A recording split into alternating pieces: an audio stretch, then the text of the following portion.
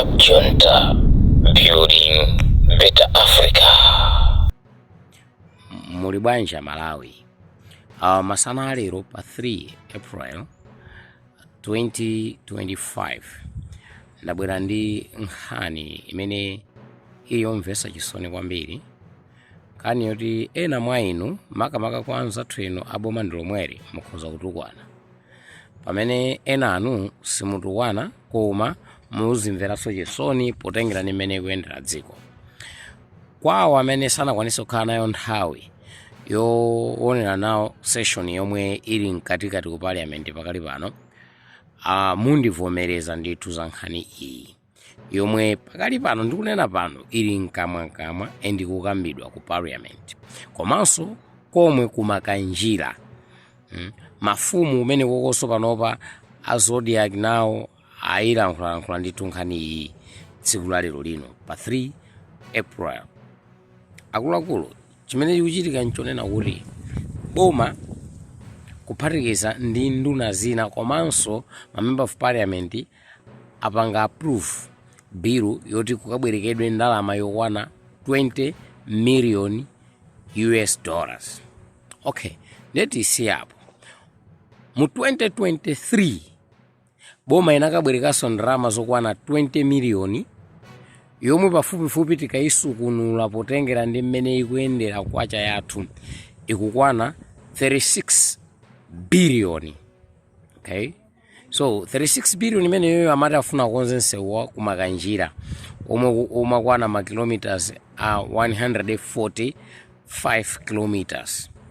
Koma by now palibe ndi dontho lomwe lagwidwa kapena kuti nsewuwo sunayambidwe yeti.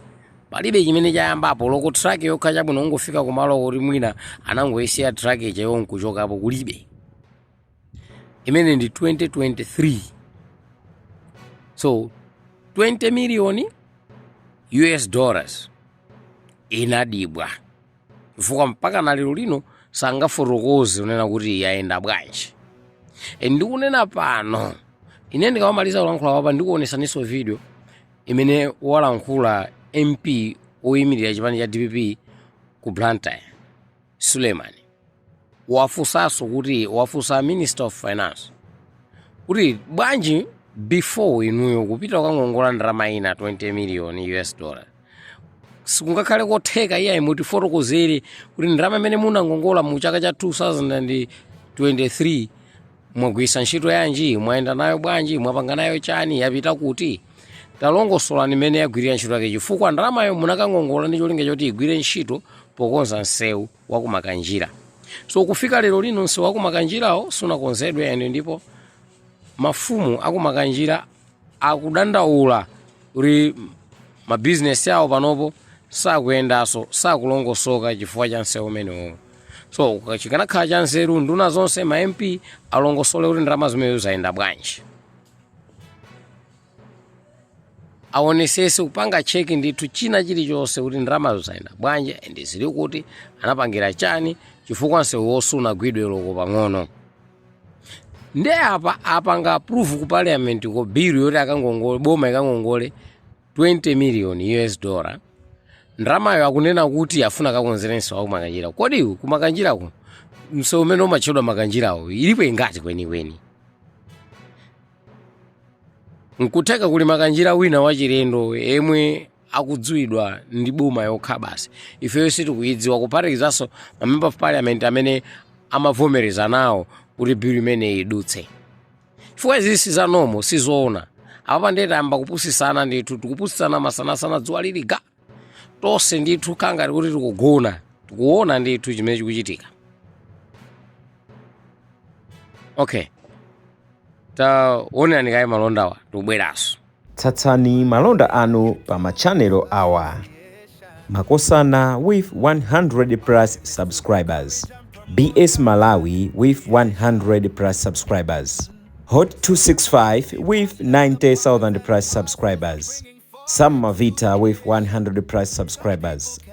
AMTV Malawi with 50k plus subscribers. Malawi Trends TV with 50k plus subscribers. Dreams Media with 20k plus subscribers.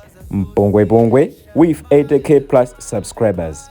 Crab Junta with 40k subscribers. Komanso Umata Daily with 10k plus subscribers. Ndipo mutakulipeza kudzera pa Malawian YouTubers Association Maya.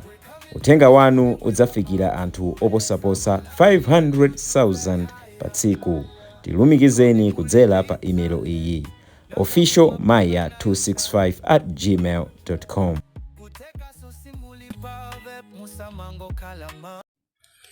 Tabwiranso koma kwa amene mwatipeza kumene nkhani tikukambapa ndionena kuti boma inangongola 20 miliyoni mu chaka cha 2023 then panopa apanganso approve bill yoti akangongoleso 20 miliyoni ina eni ndalama imene anangongola mu chaka cha 2023 amangongola kuti akonze msewu wa kumakanjira omwe uli wa 145 kilometers.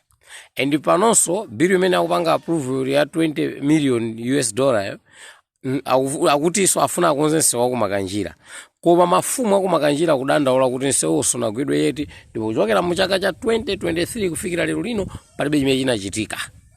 Ndeno funso kumate kodi ndalama mfuna mpange nazo chani? Okay, ineyo ndalankhula kwambiri kwa lero koma ndifuna kuti ndikuoneseni evidence yosonyeza onena kuti izizi ndizoonadi. So pakuti ineyo ndiosatchuka ndi kupasirani video ya MP wa ku Blantyre. Chifukwa ena simumakhulupirira munthu amene simumudziwa, mumakhulupirira yekhayo amene mukumudziwa kuti ndi ndalama zake chana mapatani.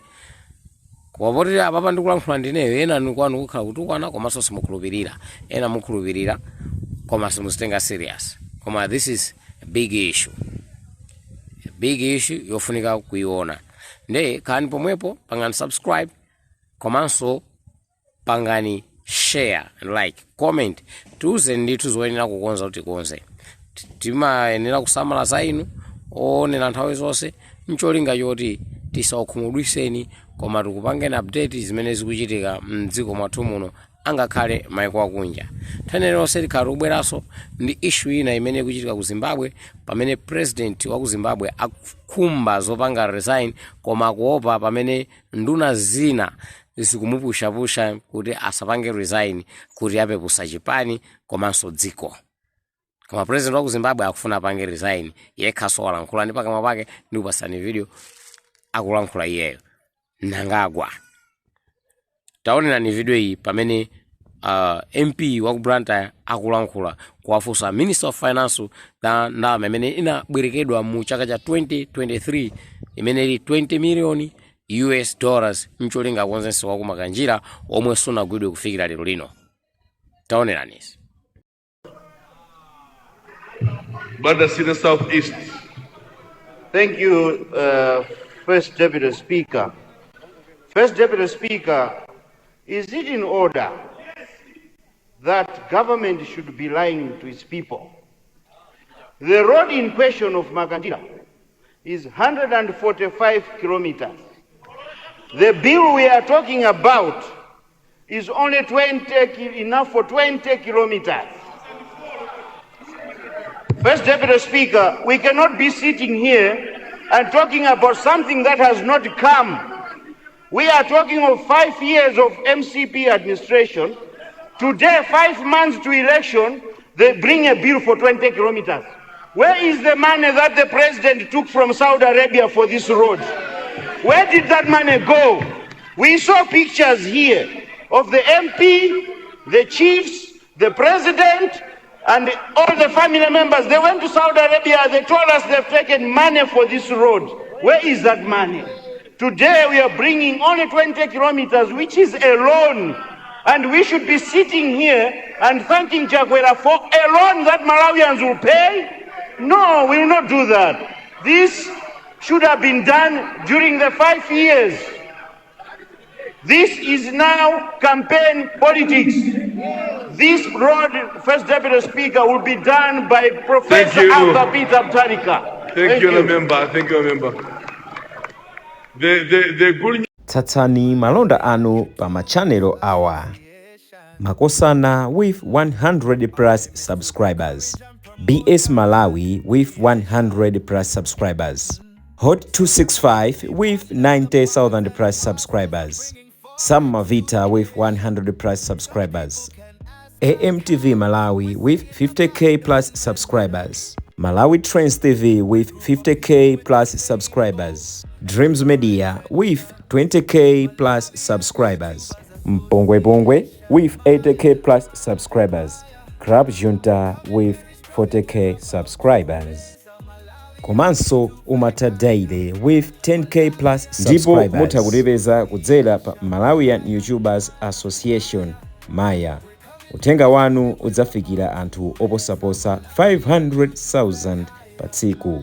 Tilumikizeni kudzera pa email iyi officialmaya265@gmail.com.